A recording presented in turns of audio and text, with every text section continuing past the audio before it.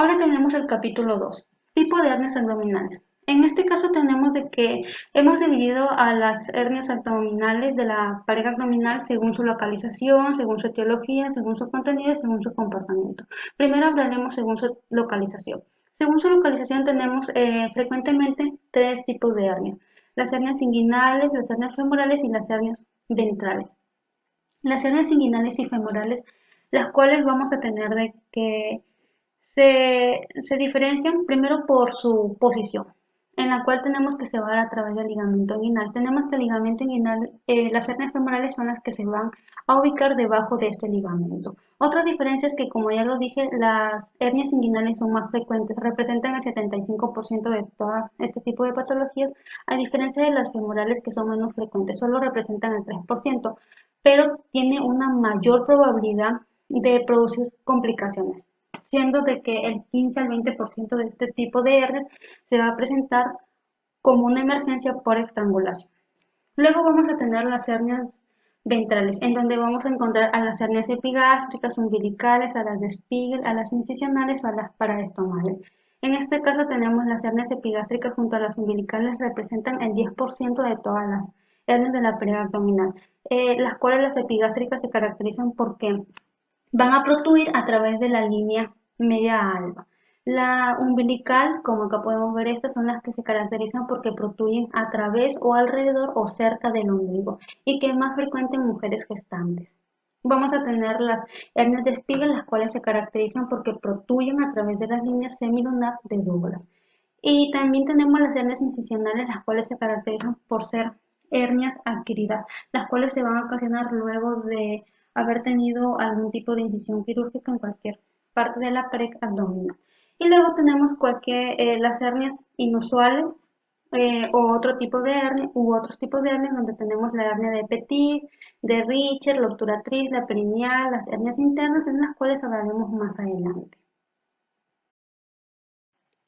Ahora vamos a hablar sobre la hernia inguinal. Como ya lo dije, esta hernia es la más frecuente, representa el 75% de todas ellas y se caracteriza porque se van a dividir en directas e indirectas, las cuales van a tener características particulares que nos van a permitir a diferenciarlas. Las directas, que suelen ser adquiridas y se dan mayormente en pacientes mayores de 40 años. Estas se caracterizan porque van a protruir a través de lo que es el triángulo de Hesselbanch. El triángulo de Hesselbanch, el cual vamos a tener de que va a estar limitado por la parte medial con lo que es el músculo recto del abdomen, por la parte lateral con lo que son los vasos epigástricos inferiores y con la parte inferior que viene a ser el ligamento inguinal. Tenemos de que esta hernia va a protruir a través de acá, como lo podemos apreciar en esta imagen, y se caracteriza porque se va a encontrar medial a lo que es los vasos epigástricos inferiores. Otra característica de este tipo de hernias es de que se suelen reducir cuando el paciente se encuentra en decúbito. A diferencia de las hernias inguinales indirectas, las cuales estas van a protruir a través de lo que es el anillo inguinal profundo. Como acá lo tenemos, este es el anillo inguinal profundo y este es el anillo inguinal superficial y todo esto vamos a tener lo que es el canal inguinal. Como lo dije primero, la directa va a protruir a través de acá, a diferencia de la indirecta que protruye a través de lo que es el anillo inguinal profundo por la parte de acá, por la zona de acá, en lo cual vamos a tener que se va a encontrar lateral a lo que es los vasos epigástricos inferiores. Otra diferencia es que estas suelen ser congénitas y mayormente se presentan en linfádotes y no se suelen reducir al decúbito y mayormente suelen reaparecer con esfuerzos. Este tipo de hernia se caracteriza porque se asocia a pacientes que presentan criptorquidia e hidrocele.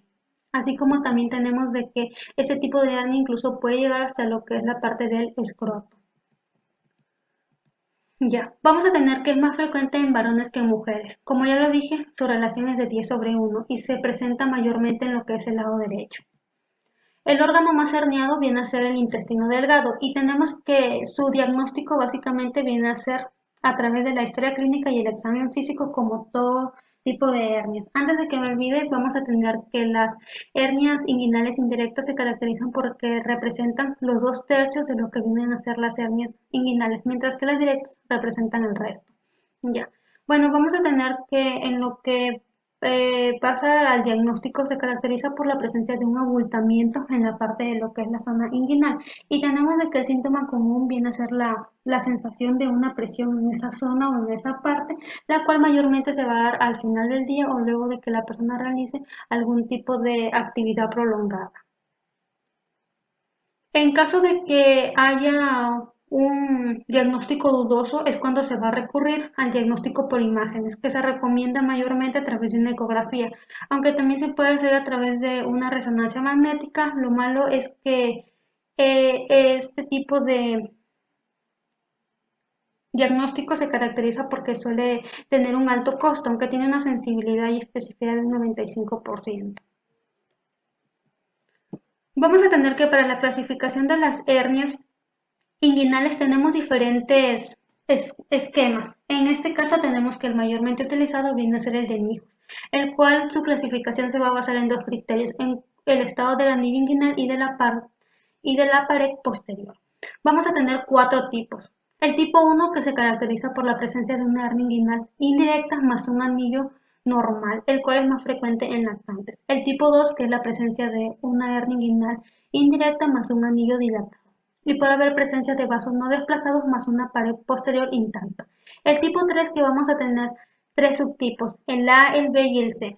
El A que es una hernia inguinal directa, el B que es una hernia inguinal indirecta más un anillo dilatado más vasos epigástricos desplazados más una destrucción de las fascias transversales. Vamos a tener acá la presencia de una hernia en pantalón. ¿Qué es la hernia en pantalón? Tenemos que es definida como la combinación tanto de la hernia inguinal directa como la indirecta. Y en el tipo 3C es la hernia femoral o crural. Esta hernia básicamente se va a diferenciar del inguinal porque esta va a salir por debajo de lo que es el ligamento inguinal, lo cual lo vamos a ver a continuación. Y el tipo 4 tenemos que son las recurrentes, que tienen dos subtipos, el A cuando es una hernia recurrente directa y el B cuando es una hernia recurrente indirecta. Ahora vamos a ver la hernia femoral o la crural. Tenemos de que esta suele ser menos frecuente, representa el 3% de todo lo que son las hernias, pero se caracterizan porque a diferencia de las inguinales tienen una mayor probabilidad de complicaciones, siendo el del 15 al 20% de estas hernias se van a presentar como una emergencia por estrangulamiento. Se caracterizan porque suelen ser más frecuentes en mujeres, principalmente ancianas, y se suelen presentar también en el lado derecho. Y como ya lo dije, tenemos que el abultamiento se va a dar por debajo del ligamento inguinal, como lo podemos apreciar en esta imagen. Todo esto es el ligamento inguinal y acá vamos a tener lo que es la hernia femoral. Tenemos que su diagnóstico, al igual que todas las hernias, va a ser a través de la historia clínica y del examen físico. En caso de que hay un diagnóstico dudoso también es cuando se van a recurrir al diagnóstico por imágenes, donde también se recomienda hacer una ecografía. Ahora vamos a tener las hernias ventrales. Las hernias ventrales, las cuales vamos a tener que se caracterizan porque estas van a protruir, ocurren a través de la pared anterior de la pared abdominal. Vamos a tener que se clasifican en primarias, que tenemos las hernias epigástricas, las hernias umbilical, las hernias de Spiegel, las hernias peristomales y las hernias incisionales. Vamos a tener que la hernia epigástrica junto a la umbilical se caracterizan porque representan el 10% de todas las hernias. En el caso de la hernia epigástrica, esta es la que se va a protruir a través de lo que es la línea media de Alba. Se caracteriza porque es más frecuente en varones, de 2 a 3 veces más frecuente en ellos, y que se da entre la edad de 20 a 50 años de edad. Ya. Vamos a tener que clínicamente los pacientes suelen ser asintomáticos, pero suelen tener la presencia de un bulto que viene a ser la hernia que se va a encontrar dentro de la cifoides y el ombligo. Vamos a tener que en relación al ombligo se va a encontrar de 5 a 6 centímetros superior a este. Vamos a tener que se va a dividir en dos tipos, las hernias epigástricas verdaderas y las falsas, y que básicamente esto se va a diferenciar del saco peritoneal. Las verdaderas son aquellas las cuales se caracterizan porque van a tener presencia de saco peritoneal, mientras que las falsas no. Ahora vamos a hablar sobre las hernias umbilicales. Tenemos de que estas se caracterizan porque se van a formar o van a protruir a través o cerca del ombligo. Suelen ser más frecuentes en mujeres, principalmente las gestantes. Tenemos que cuando se presentan en lactantes se da de manera congénita y las cuales van a tener un cierre espontáneo antes de los 2 años de edad. Pero si este tipo de hernias no cierra en esta edad y va a persistir durante 5 años, entonces acá es cuando ya se va a requerir una intervención quirúrgica.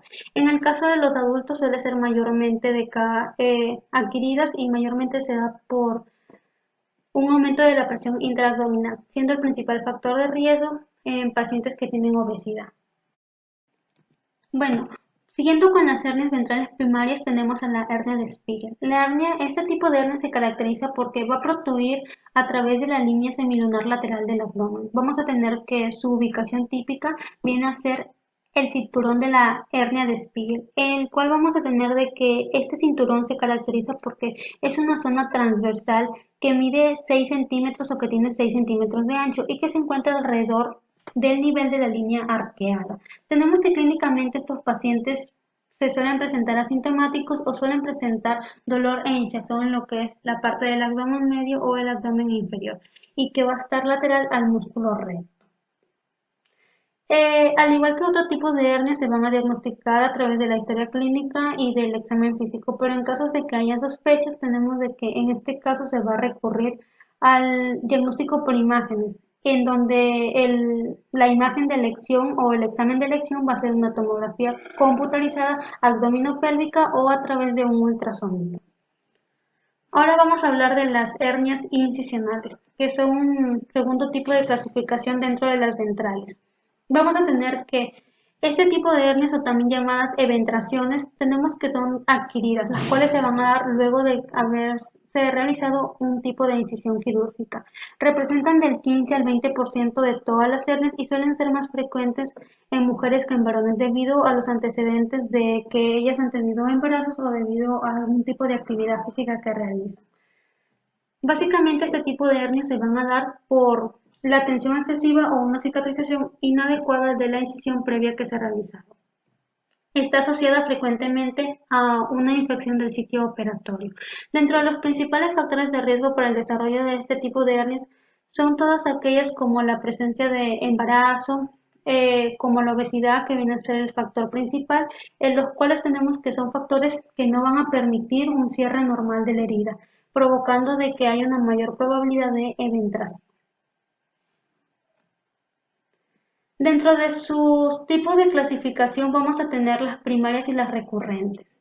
Las primarias, las cuales son aquellas las cuales aparecen después de una laparotomía, y las recurrentes o también llamadas recidivantes son aquellas cuando han tenido al menos un intento de reparición previa. También vamos a tener que se van a clasificar según su tamaño. Vamos a tener que si son menos de 3 centímetros se les van a llamar pequeñas. Si se encuentran dentro de 3 a 6 centímetros se les llaman moderadas. Si son de 6 a 10 centímetros son consideradas como hernias grandes. Si son de 10 a 20 centímetros son consideradas como gigantes, pero si ya son más de 20 centímetros se les llama hernias monstruosas. Ahora vamos a tener las hernias inusuales. Dentro de ellas tenemos la hernia obturadora. La hernia obturadora, la cual tenemos que se caracteriza porque va a protruir a través de lo que es el agujero obturador. Tenemos que esta representa menos del 1% de todas las hernias y se caracterizan porque se suelen presentar más en mujeres que en varones, pero en aquellas mujeres que se encuentran caquéxicas o que han tenido una pérdida profunda de peso, que tienen una IMC dentro de 13 y 19 y que se da dentro de los 70 y 90 años de edad. El otro tipo de hernia tenemos la hernia perineal, la cual se viene a ser una protrusión que se da a través del perineo, como lo podemos apreciar en esta imagen. Tenemos que es más frecuente en mujeres que en varones y se da dentro de los 40 y 70 años de edad. Tenemos de que pueden ser de causa congénita o adquirida. Las congénitas que suelen ser muy raras y las adquiridas que suelen ser las más frecuentes, que pueden ser primarias o secundarias. Las primarias que generalmente se dan en aquellas mujeres mayores y que son multíparas. Y las secundarias que son hernias incisionales que están asociadas con operaciones pélvicas extensas, como por ejemplo la resección abdominoperineal. Luego vamos a tener las hernias parestomales. Tenemos de que estas hernias se dan como una complicación muy frecuente de la construcción de una colonostomía o ileostomía. Tenemos de que ocurren el 50% de estos pacientes, como lo podemos apreciar en esta imagen. Este es el tipo de hernia paraestomal. Y luego vamos a tener las hernias de Richard, las cuales tenemos que son un tipo de hernias especiales y que se caracterizan por un pellizcamiento del intestino. ¿Qué quiere decir esto? Quiere decir de que se caracteriza porque solo la parte del borde antimesentérico de la pared intestinal se va a encarcelar dentro del saco herniario, ocasionando una estrangulación solo de esta parte y que mayormente suele ser el hilio distal, pero que no necesariamente siempre va a ser eso, sino que es más frecuente, sino también se puede ser cualquier otra parte del intestino.